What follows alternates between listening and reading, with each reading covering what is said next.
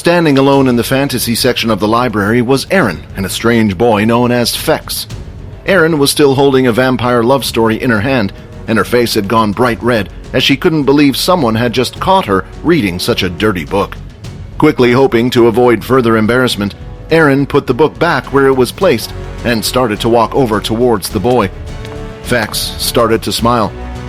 "Now, why don't you lift your head so I can take another look at your pretty face?" Erin lifted her head, but dashed forward in an instant. A type of ice sword was forming in her right hand. Using her forearm, she pushed Fex up against the wall right by his neck. The area started to freeze, and now the ice sword was pointed right at his throat. "If you tell anyone about what you saw today, you're dead, you hear me?" "Look, I don't want to cause any trouble," he said. Erin looked at him carefully, noticing all the features that he had.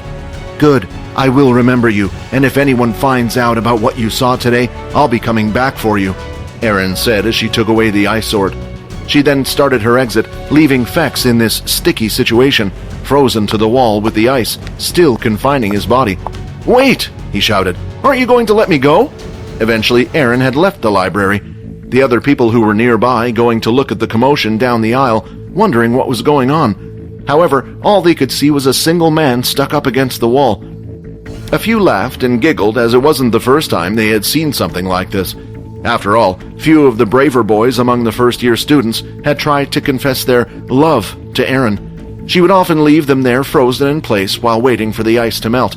She did this as a warning for other suitors in the future. While no one was looking, Fex used his strength to break free both of his arms from the ice.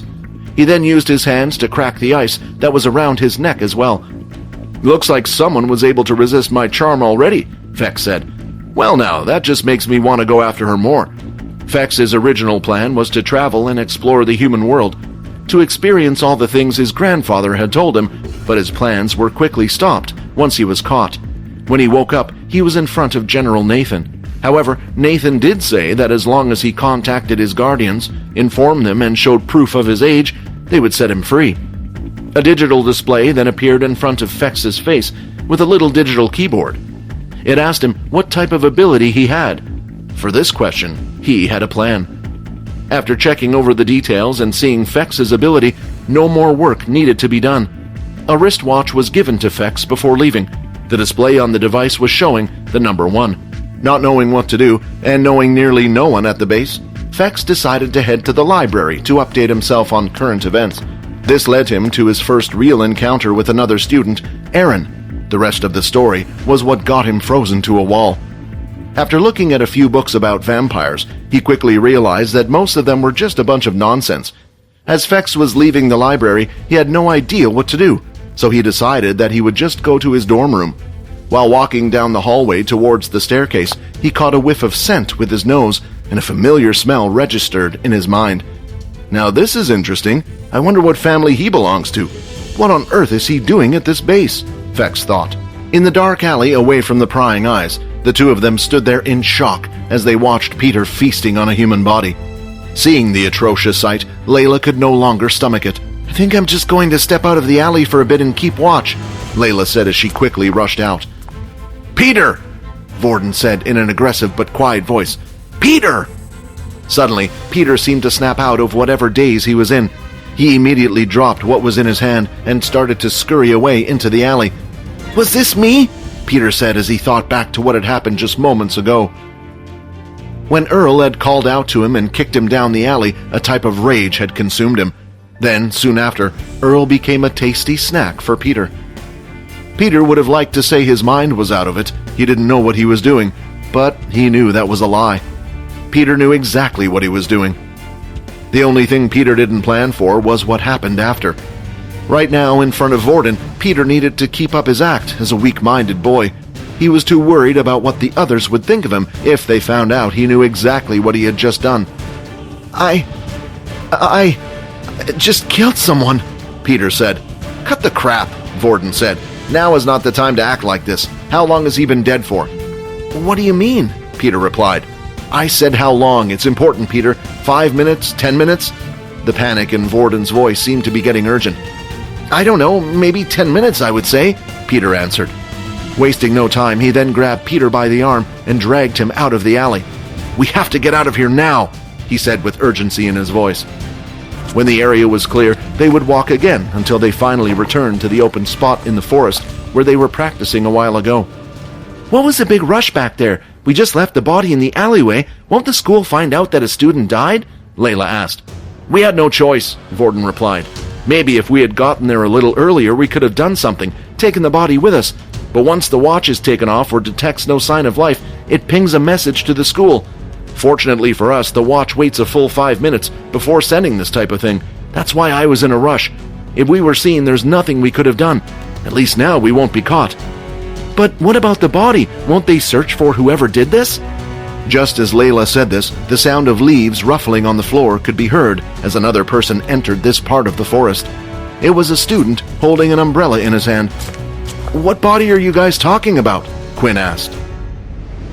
Once the strange feeling had come over, Quinn's body had disappeared. A message appeared, one stating that one of his family members had gotten stronger. The strange sensation and connection between him and Peter. It was a similar feeling to when he consumed blood, but it wasn't getting him stronger, it was Peter. "I'm sorry, Logan. Thanks all for your help, but I don't have time to talk now. I have to go," Quinn shouted. With that, Quinn ran down the hallway and the staircase, rushing over to where Peter was. Without slowing down, Quinn ran down the stairs and out the hallway, ignoring everyone he went past. But for the first time, a strange scent entered his nose. It was unusual for Quinn, as he had never smelt this before. If he wasn't in such a rush and panic, he would have turned around to see who was giving off such a strange smell. Before leaving the school, he grabbed a random umbrella at the entrance. Once he had left the academy, he continued to listen to his body, following the connection, which eventually led him to the park and finally inside the forest. As he arrived, he managed to hear the last few words that Layla had said. However, there wasn't much to ask. Judging by the system's message, Quinn could guess what had happened already.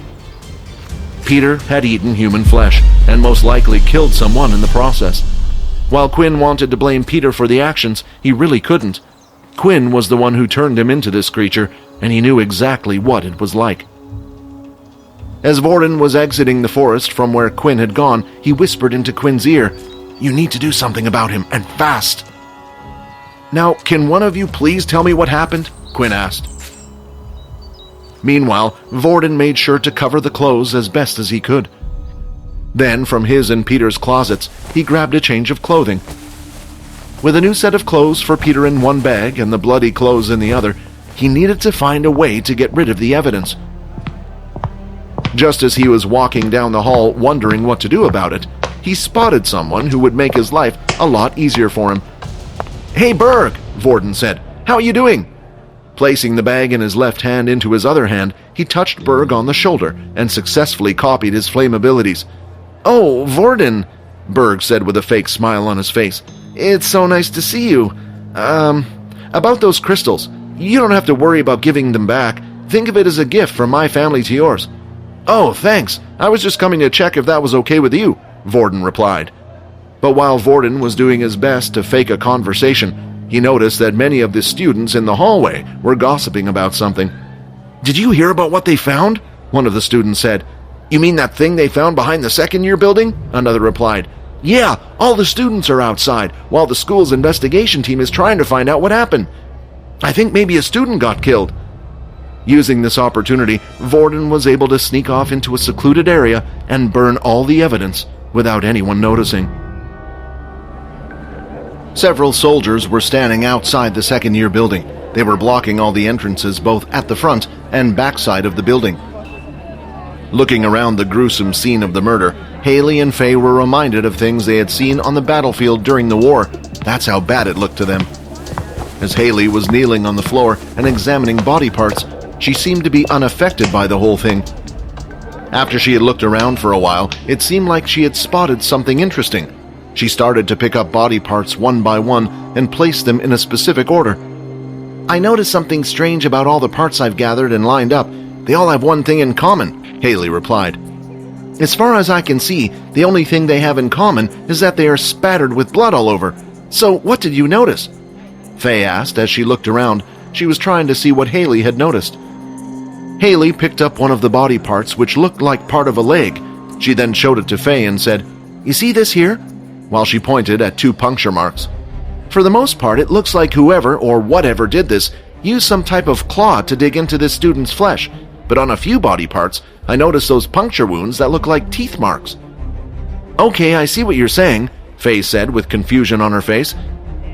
"Well, the thing is, this isn't the first time that I've seen these kinds of marks. Do you remember when we went through the red portal and we discovered the true dream member?" Haley asked. "Well, he wasn't the only one. I've seen the same marks on other students in the sickbay before." "You're not saying those 2 students could have anything to do with it, are you?" Faye asked incredulously. "I'm not saying that they are the culprit, but whatever it is, it's following them around or linked to them in some way," Haley replied. Inside the first-year building dorm room, the group had gathered. "Damn it!" Layla shouted. "Now that I've witnessed everything, I'll be called an accomplice. If they find out about this, we could be put in the dungeon. What will I tell my parents then?" It was the first time the group had seen Layla so freaked out. "Peter, I think you owe us an explanation," Vorden said. "Fair enough, if you were hungry and needed to eat something, why didn't you come to us?" "I'm sorry, I don't know what came over me," Peter said. "When the hunger grew and Earl slapped me, I just lost control. When I finally regained control, I was already eating his corpse. I don't know what happened in between." Peter turned out to be quite an impressive actor. He looked frightened and worried, and everyone there bought it. Although, there was one exception.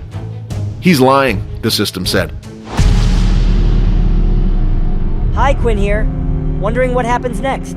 If you want to jump the queue and unleash all episodes, click on the link here and install the Pocket FM app.